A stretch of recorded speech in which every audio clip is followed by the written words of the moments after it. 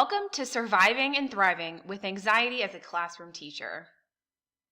My name is Stephanie, and I'm a dual certified special education and elementary education teacher. But that's not really why we're here today, so let me start over. Hi, my name is Stephanie, and I have severe anxiety.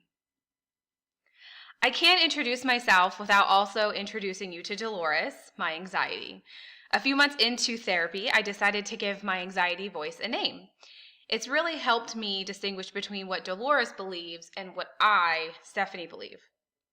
My anxiety story officially begins in October of 2016, when I had my first anxiety attack in my safe space, my second home, my classroom, and I officially broke that day.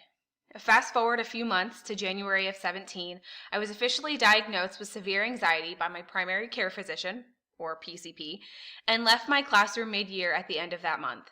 It was the hardest decision I've ever made, but I knew I needed help before I could help my students. My PCP recommended medication and therapy, both of which I ignored for an entire year. I thought my anxiety was something that would just go away. It was something I could ignore and move on from. That doesn't work like that. But January 2018, I started therapy, and I wish I had started sooner than I did. Therapy changed my life. And in January of 2019, I finally was able to exit my dark season. I am here, living proof today that you can thrive with a mental illness, but it's more than self-care. I want to preface all of this video by saying that I am not a medical professional. I am not a psychologist or psychiatrist or licensed to make decisions for you. I am a human, a person who has severe anxiety and has been in and out of my anxiety season. I'm sharing my experiences with you and the knowledge I have gained over the last 3.5 years since being diagnosed with severe anxiety in a way that may benefit and help you with your own mental illness, or give you the tools and understanding to help and support someone you may know with a mental illness. If you feel as though you are immensely struggling in life, personally and or professionally, my first piece of advice from someone who has been through it is to seek help and advice from your PCP, or your primary care physician, your doctor. Your PCP will be able to diagnose you with a mental illness if applicable, based on the information you share with him or her, and then further offer treatments to try if you choose. Let's start with the symptoms of anxiety.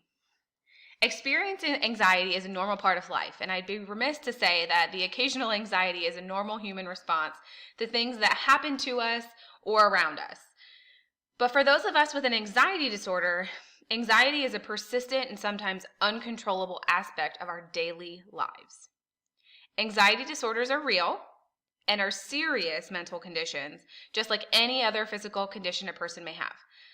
According to anxiety.org, anxiety disorders are characterized by a general feature of excessive fear and or anxiety, worrying about a future threat, and can have negative behavioral and emotional consequences. And it's common to have other anxiety-related disorders in addition to your anxiety disorder, like OCD, PTSD, depression. Common symptoms of anxiety include, but aren't limited to this list here by any means: excessive anxiety or worry about future events, difficulty concentrating, feelings of panic accompanied by physiological reactions, sweaty palms, heart racing, heavy breathing, sleeping disturbances, weight gain or loss, neglect of hygiene, decline in work or performance, withdrawal, major changes in mood. Again, this is not an exhaustive list. There are many, many, many symptoms of anxiety, but these are just some of the very common ones. But while we're on the topic of that, when we're in the special education world, we say that if you've met one person with autism, you've met one person with autism. And I find it very similar to someone with anxiety or mental illness in general. Two people with anxiety may experience completely different symptoms, or they may experience the same symptoms, but be affected by them completely different. Again, the best thing you can do is talk to your primary care physician about how you are feeling. There are two important guidelines to think about aside from symptoms, and this is one of the biggest questions I get when I talk about my anxiety and how I can better help you guys as teachers in the classroom, is what is stress versus what is anxiety. So these are the two important guidelines you have to think about, aside from all of the different symptoms that come along with anxiety. The stress versus anxiety. So duration and impairment. These are duration of symptoms and the level of impairment. Anxiety is a normal reaction to stressful situations. Okay? And even high levels of anxiety can be healthy and beneficial at times. Disorders are only present when anxiety symptoms last for several weeks to months and significantly interfere with everyday function, or they cause a long-lasting distress. So that's the biggest difference. So the duration of the symptoms, how long your symptoms are lasting, and the level of impairment. So I want to talk about a couple of quick in-the-moment strategies that you can utilize, whether it's at home, out in the community, in the classroom, while you're at professional development. You can use these strategies anywhere at any time. So the first thing that I recommend doing is just breathing. And that's not breathing normally. I mean, you're going to do a whole breathing technique where you're going to breathe in deep through your mouth, hold it, and then breathe out through your nose. And you're going to do that until you feel like you're breathing and your heart racing, or whatever you're feeling in that moment has kind of started to subside and calm down itself. This could take a minute, this could take 5 minutes. So it really depends on how well you're doing your breathing and how concentrated you are on that.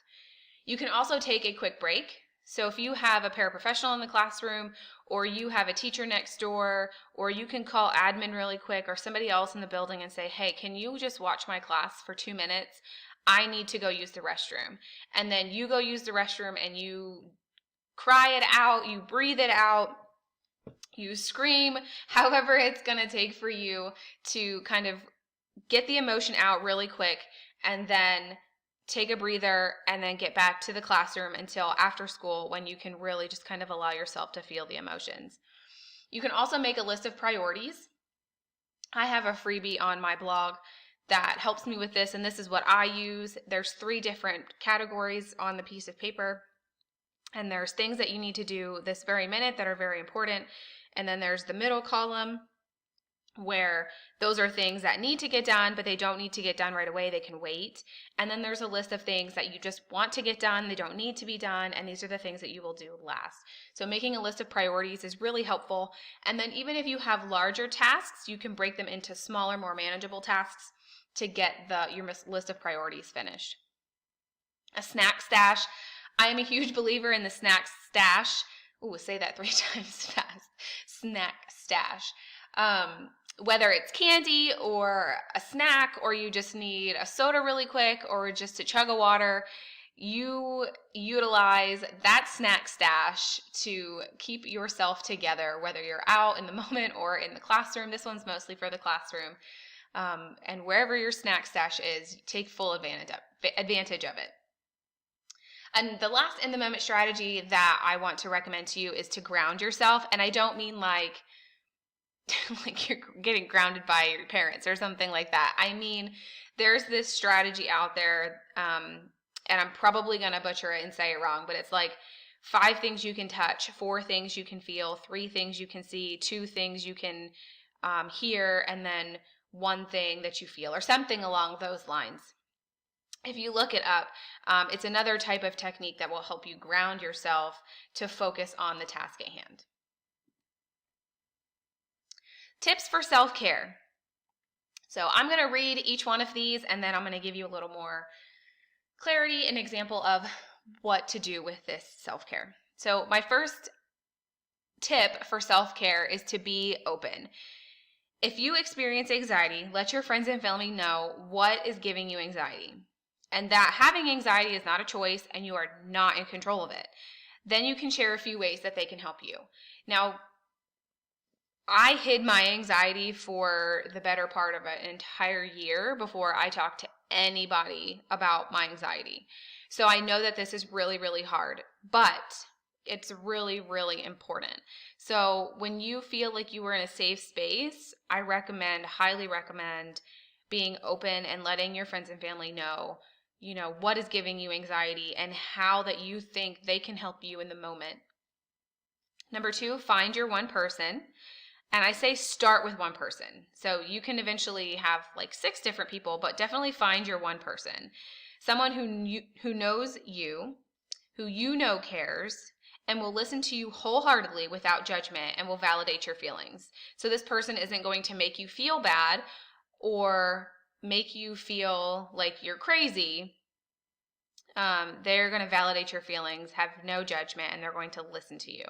You can have one person at home, you can have one person at work, or you can have one person that's a phone call or a text away. Or you can have all 3. You can have one person in all of those places. Number 3 is medication. Now this is a very personal topic, and it's completely up to you. You have to do what you feel is best for you and your family and your mental health, but medication is always an option. There's also therapy. I recommend therapy because therapy will help you open up, and therapy completely changed my life. It's a great starting place to talk about your emotions, how you feel, and even how you feel about opening up with your friends and family about having a mental illness. So therapy is what allowed me personally to be open with my husband, my friends and family, and eventually all of you guys. Number 5 is write it out or journal. Sometimes just getting it out of your brain helps the moment of anxiety pass. So whatever your anxiety is telling you, get a notebook, and that can just be like your anxiety notebook. And then whenever you have a moment of anxiety, you go in and you write out whatever your anxiety is saying. That helps you get it out. Sometimes just saying it out of your mouth or getting it out of your brain helps the moment pass. So I definitely recommend trying that. Another thing that I highly recommend is make sure you're eating healthy, drinking healthy, and sleeping. Make sure that you're eating enough and eating healthy. So there's a big difference between eating enough and that being like a piece of cake and a cheesesteak and cheesecake. Apparently I'm like really in the mood for something cheesy, but make sure that you're eating enough and eating healthy. So make sure you're getting your fruits and veggies and you're getting your proteins and your healthy oils and all of that. And you can certainly 100% have your comfort foods too, but just make sure that you're eating well too. And make sure that you're drinking enough water and make sure that you're getting enough sleep. Those 3 things will heavily weigh in on your anxiety. Number 7, establish healthy boundaries. This will be something different to each person, as mental health in one person is not the same in any other, and we've kind of talked about this a little bit. You want to seek supportive environments and ask for help if you need it. When to keep going and when to rest. This topic is something that when I asked y'all what you wanted me to speak about when it came to anxiety for this mini training, you wanted to know when should you keep going and when should you learn to rest. So ultimately, determining what you as a person and you as a teacher can and are willing to handle is something that only you can decide. It's not something that I can help you with. It's not something that your family can help you with. It's not something your doctor can help you with. It's ultimately your decision as a person. Again, the best thing to do is talk to your primary care physician about how you're feeling and then go from there.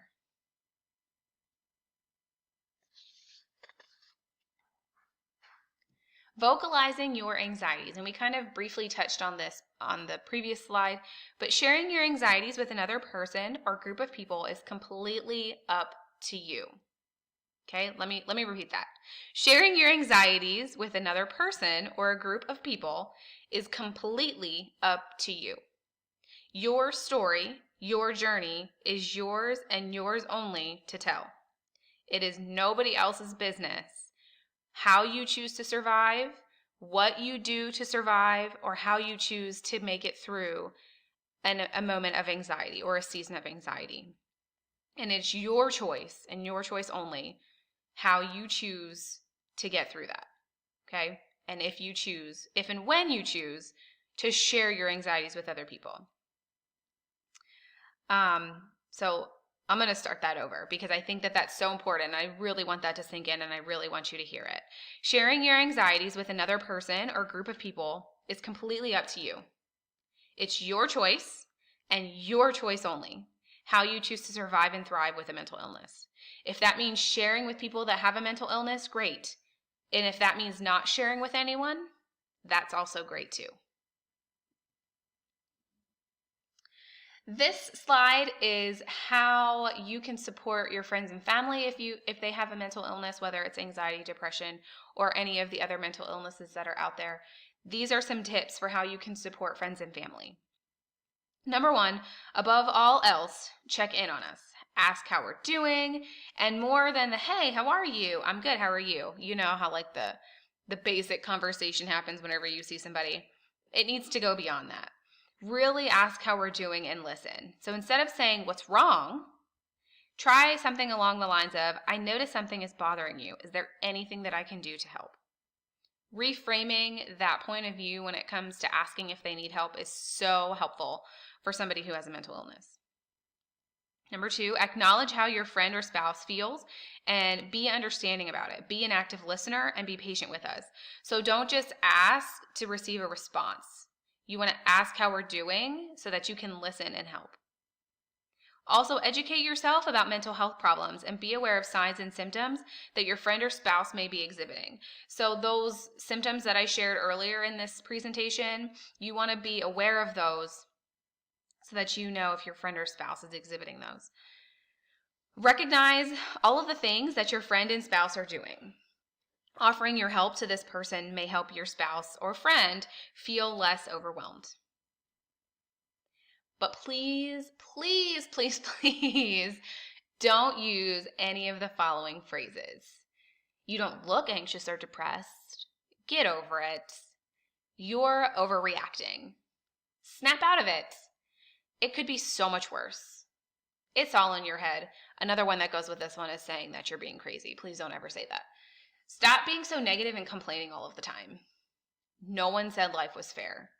Stop looking for attention. Please, please, please. If you don't do any of the other things that I said, please just do not ever use any of these phrases with someone who has anxiety or a mental health or a mental illness, because they are completely inappropriate and do not help at all. If anything, they make it worse. Remind your spouse or friend to be in the present and to be mindful of what is happening right now. Reminders that our feelings are valid, but also reminding us that what we are feeling is not necessarily true. So one thing that I harp on and I share is that anxiety is just a bunch of lies. Your anxiety is telling you lies. They are not the truths. So trying to help your friend or family member remember that, you can feel something, but that doesn't mean that it's true. So helping us try to remember that in the moment. And allow space for us when we need it. Again, be patient with us. So if we just say that we just need 5 minutes by ourselves, just let us have that 5 or 10 minutes by ourselves and then maybe come check in on us again and be patient with us. We're not crazy, I promise you. I myself, as somebody with anxiety, know how frustrating it feels from the outside looking in to just be able to look at somebody and not be able to help them or feel like you're not able to help them. But you just being there and supporting your friend or family member, just even being there and sitting there in that moment is so, so, so helpful. So this is the end of the presentation, and I wanted to share just 2 different pictures to show you that you can survive and thrive with anxiety. So I don't have a lot of pictures of myself from within my anxiety season. And if you do follow me on social media already, especially Instagram, you've probably already seen this picture. It is the best representation of me before, during, and after my anxiety season.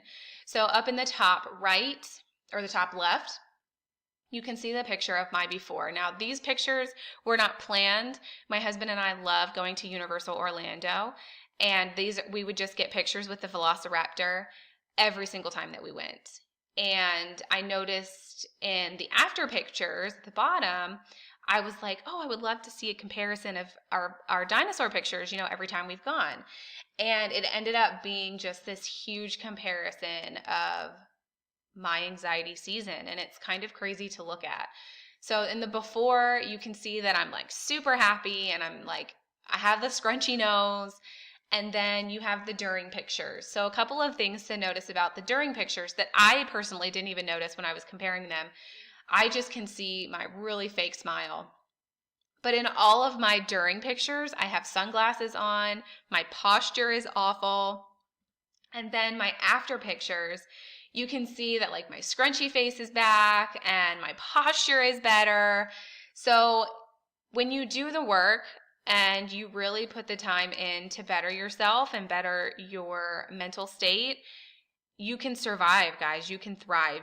You will do great things despite your anxiety. I promise the season ends. It doesn't last forever. You are resilient, and I promise you that you can thrive with a mental illness. Thank you for listening. Thank you for supporting those of us with a mental illness. Thank you for just everything. For those of you that have helped me through my own season, thank you for making me feel seen and for making me feel like I'm not alone. And again, this is another picture comparison of my in the season and then my after the season. Thank you for all that you do for your students and the families you work with. Your work does not go unnoticed. You can find more about my story on Instagram and my website, Mrs. D's Corner. See you next time.